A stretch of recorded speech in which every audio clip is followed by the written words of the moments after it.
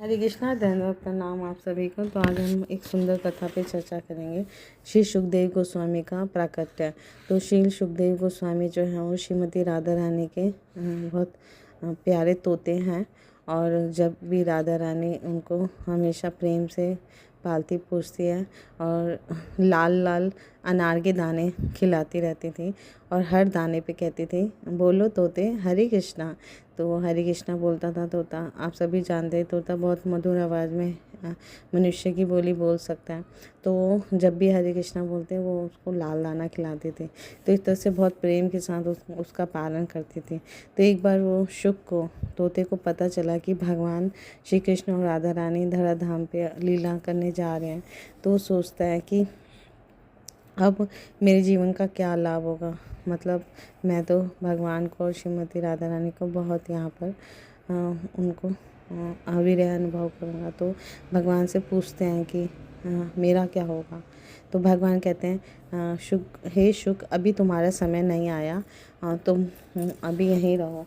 तो श्रीमती राधा रानी के पास विनय करने जाते हैं। तो राधा रानी कहते हैं कि हाँ, थोड़े टाइम बाद तुम्हारा समय आएगा तब तुम आना, लेकिन अभी तुम कैलाश पर्वत पे जाओ और वहाँ भगवान शिव अपनी पत्नी पार्वती को भागवतम सुना रहे हैं। तो श्रीमद् भागवतम का उनसे श्रवण करके अपना जीवन धन्य बनाओ।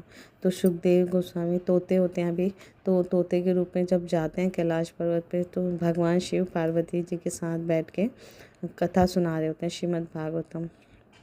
तो सुनते सुनते पार्वती जी को तो नींद आने लग जाती है, पर भगवान शिव कथा सुनाते रहते हैं। तो तोता सोचता है कि अगर पार्वती सो जाती हैं तो उनके बदले मैं हुंकार भरूंगा, ताकि शिव जी को लगे कि कोई सुन रही हैं पार्वती माँ।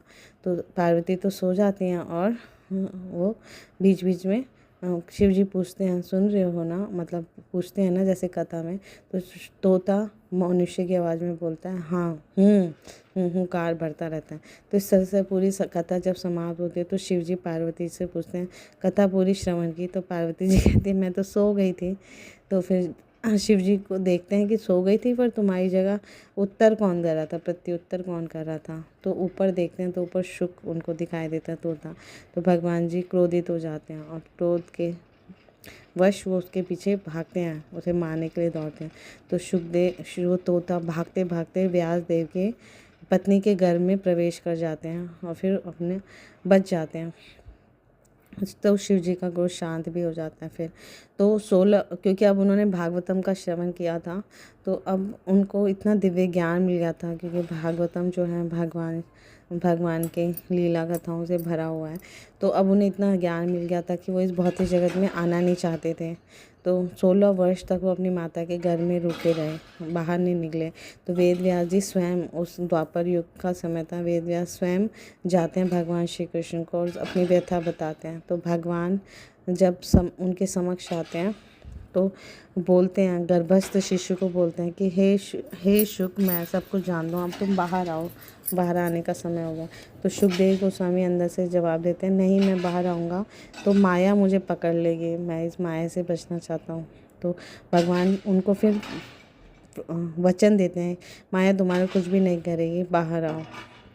तो बाहर जैसे ही आते हैं, है ना, भगवान के वचनों से, तो वो तुरंत भागने लग जाते हैं, क्योंकि उनको ऐसा लगता है कि मेरे माता पिता मेरा विवाह कर लेंगे या मैं भौतिक जगत में के बंधन में फंस जाऊंगा। तो पैदा होते ही, प्रकट होते ही वो भागने लग जाते हैं वन की ओर। और वो प्राकट्य होते ही वो 16 वर्ष के अति सुंदर बालक होते हैं, किशोर अवस्था में, और उनका रूप सौंदर्य भगवान के समान ही होता है, सुखदेव गोस्वामी। और भागते हैं जंगल में। जब भागते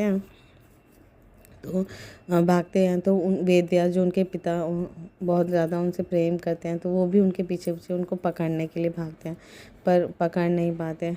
तो श्रीमद् भागवतम के प्रथम स्कंद में इसका विस्तार पूर्वक कथन आया।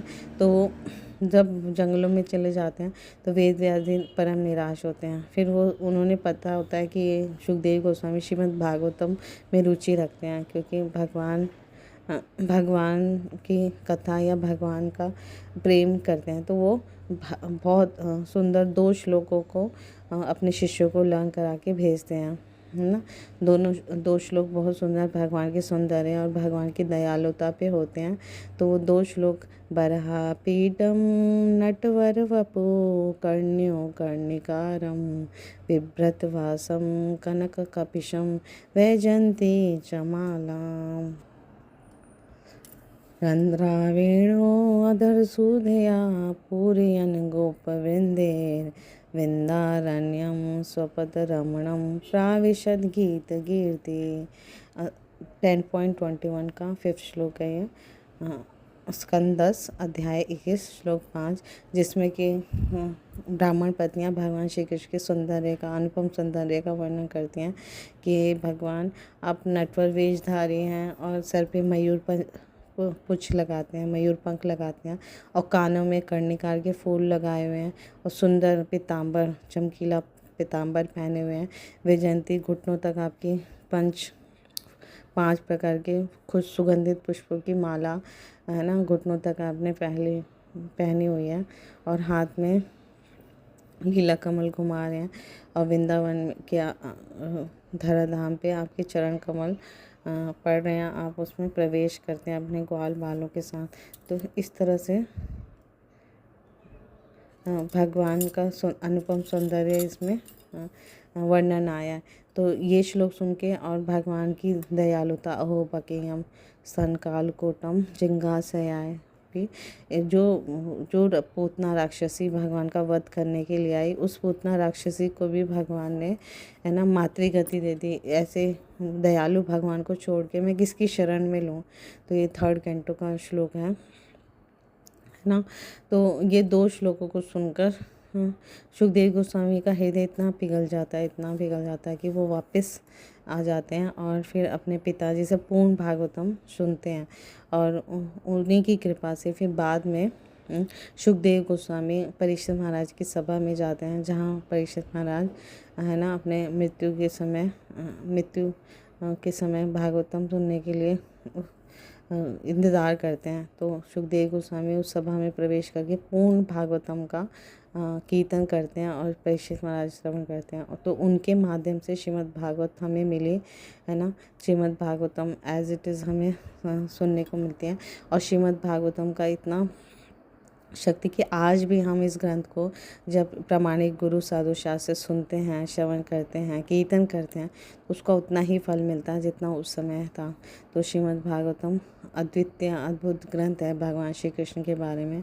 तो ये सुखदेव गोस्वामी का प्राकट्य से हमें समझ आता है कि कितने महान ऋषि थे और पहले वो ध्यान योगी थे, ध्यान में उनका मन था, लेकिन जब उन्होंने ये 2 श्लोक सुने तो पूर्णतया वो भगवान के साकार रूप को मानने लगे, भगवान के सुंदर रूप से इतने आकर्षित हुए और भगवान के श्रीमद् भागवतम के प्रति इतने आकर्षित हुए कि फिर उन्होंने अपने आप पूरा जीवन भगवान की प्रसन्नता के लिए सब कुछ त्याग दिया और भगवान के ही लिए ही कार्य किया। और श्रीमद् भागवतम परीक्षित महाराज को सुना के उन्होंने ये ग्रंथ जो है वो दोबारा इस धराधाम पे प्रकट किए। फिर बाद में शील वेद व्यास जी ने इस ग्रंथ को लिपिबद्ध किया और क्योंकि वो जानते थे इस कलयुग में जो मनुष्य है वो मंदमती है और उसकी आयु भी बहुत कम है और इतना समय भी नहीं है, ज्ञान भी नहीं है कि सारे वेदों शास्त्रों को पढ़े।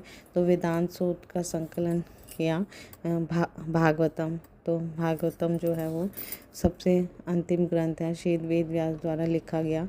तो वो सारा सेम लिखा जो सुखदेव गोस्वामी ने परीक्षित महाराज को सुनाया और हम सभी का कल्याण निहित है। तो हमें श्रीमद् भगवद गीता, श्रीमद् भागवतम, श्री चैतन्य चरितामृत प्रामाणिक स्रोतों से श्रवण करना चाहिए, अध्ययन करना चाहिए, बारंबार कीर्तन करना चाहिए और अपना जीवन धन्य धन्य करके है ना अपने जीवन का परम लक्ष्य प्राप्त करने का प्रयास करना चाहिए। Thank you so much. Guru Maharaj की जय, श्री प्रभुपाद की जय, श्री सुखदेव गोस्वामी की